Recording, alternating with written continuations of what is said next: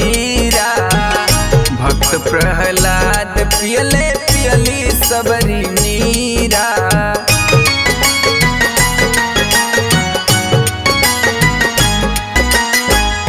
छुट्टी के पियले तुलसीदास कबीरा। भक्त प्रहलाद पियले पियली सबरी मीरा। राम कृष्ण दर्शन दिहले खुद जाई भाई जी। राम कृष्ण दर्शन दिहले खुद जाई भाई जी।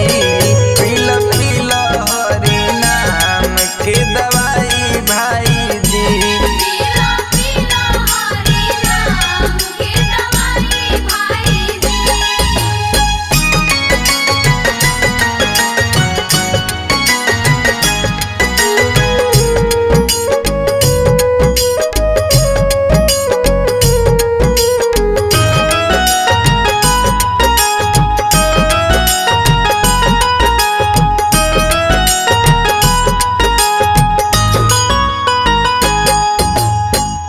संत शिरोमणि रविदास जी पियले।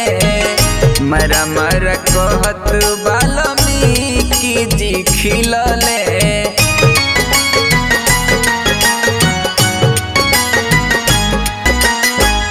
संत शिरोमणि रविदास जी पियले।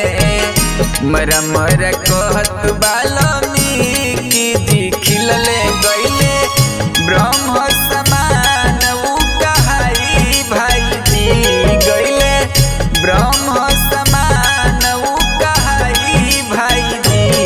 पील पील हरि नाम के दवाई भाई जी। पीला पीला हरि नाम के दवाई भाई जी।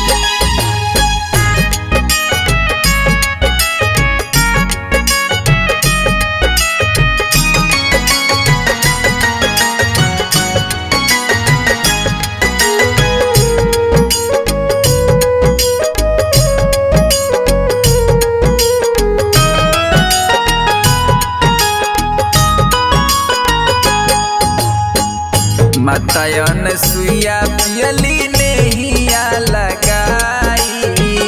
तीनों लोकवा में